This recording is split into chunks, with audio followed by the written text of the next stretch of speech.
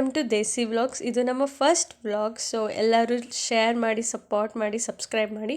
ನಾವು ನೆನ್ನೆ ನಮ್ಮ ದೇವಸ್ಥಾನದ ಓಪನಿಂಗ್ ಇತ್ತು. ಸೊ ಅಲ್ಲಿ ರಾಮದೇವರೊಳಕ್ಕೆಲ್ಲ ಹೋಗಿ ಅಲ್ಲಿಂದ ಕಳಶ ಎಲ್ಲ ಎತ್ಕೊಂಡ್ಬಂದು 101 ಕಳಶನ ತೊಗೊಂಬಂದು, ಮತ್ತು ಸ್ವಾಮೀಜಿ ಕೂಡ ಬಂದಿದ್ದರು, ಆದಿಚುಂಚನಗಿರಿ ಸ್ವಾಮೀಜಿ. ಅವರು ಎಲ್ಲ ದೇವಸ್ಥಾನ ಪೂಜೆ ಮಾಡಿ ಎಲ್ಲರಿಗೂ ಆಶೀರ್ವಾದ ಮಾಡಿಬಿಟ್ಟು ಹೋದರು.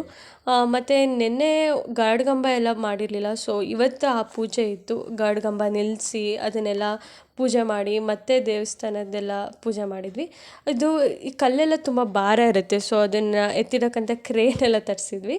ಆ ಕ್ರೇನ್ ಯೂಸ್ ಮಾಡ್ಕೊಂಡು ಕಲ್ಲೆಲ್ಲ ನೋಡಿ, ಕಲ್ಲೆಲ್ಲ ಅದು ಕ್ರೇನ್ ಯೂಸ್ ಮಾಡ್ಕೊಂಡೆ ಇಡ್ತಿರೋದು ಆ ಕಲ್ಲನ್ನೆಲ್ಲ ಇವಾಗ.